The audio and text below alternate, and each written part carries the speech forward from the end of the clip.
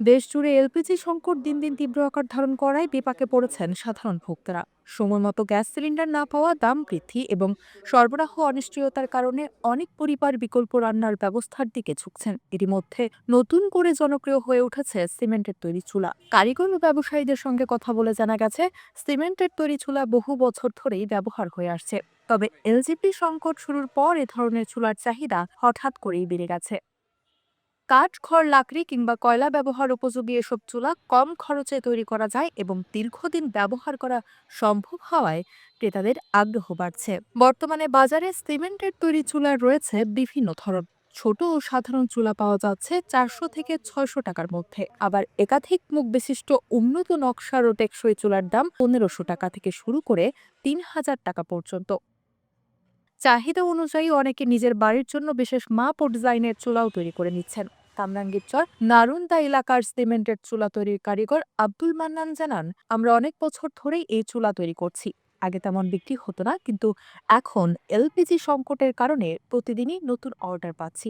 কাজের চাপ অনেক বেড়ে গেছে। মনে করেন আগের থেকে বানাইতেছি, তো ওই চলতে আছে, ব্যস্ত আছি, একটু গ্যাসের সংকট, এই জন্য একটু টানে বেশি, বুঝছেন। তো একটা চুলার দাম, যেটা ছোট এটার দাম 350, আর যেটা বড় এটার দাম 500, আর যেটা একটু বড় এটা 700 টাকা বেচে আর কি। শিকের চুলা, আবার লাকড়ির চুলা আছে বড়, বিভিন্ন সাইজের চুলা আমরা তৈরি করি গ্যাসের সমস্যার জন্য।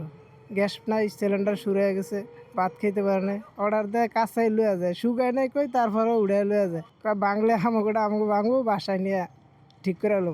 আগের মতে দাম বেশি বাড়াই নাই, আগের রেডে আমরা ছাইড়া দিতে আছি। রামের কান্দার ব্যবসায়ী আব্দুল ওয়াদুদ বলেন, এলপিজি সিলিন্ডার না পাওয়ায় অনেক পরিবার রান্না নিয়ে চরম দুর্ভোগে পড়েছে।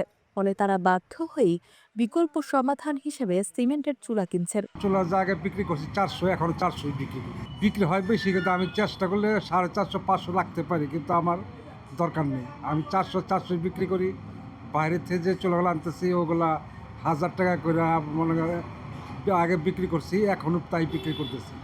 1300 যেগুলো বিক্রি করছি এগুলো 1300 বিক্রি করতেছি, বরং 50 টাকা করে কম বিক্রি করি। খোলামুড়া বাজারের হোটেল ব্যবসায়ী মোহাম্মদ মানিক হোসেন জানান, এলপিজি সিলিন্ডার কিনতে বা রিফিল করতে অনেক সময় লাগছে এবং খরচ বেড়েছে।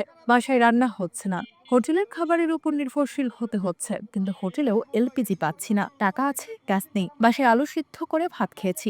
সমস্যা এক নম্বর আঙ্গত ব্যবসা নাই, এরপরে মনে করেন বাসা বাড়িতে পাইতাছি না, কিন্তু টাকা দিয়েও মারলেই মাল পাই না। টাকা আছে, গ্যাস নেই। দাম তো চাই 2500, 2200। এই এখনও একজনের ফোন দিলাম, 2500 কয় ভাই 2 ঘন্টা পরে জানাইতেছি, অথচ 2500 টাকা আরেকখানে ব্যস্ত আছে। সকালে গ্যাস লাগাই কয় নাই, মানে পাক শাক করবো হেও নাই, মানে ওই কারেন্টের হিটার দিয়ে কতক্ষণ হয়, ওই অ্যালার্জি লাইটটি আছে সেইরকম একটা হিটার, ওটা দিয়ে ভাত পাকাইছে। এখন আলু কইছি, আলু সেদ্ধ করে ওটা দিয়ে আলু সেদ্ধ করে ভর্তা করে খাই, আর কী করবো।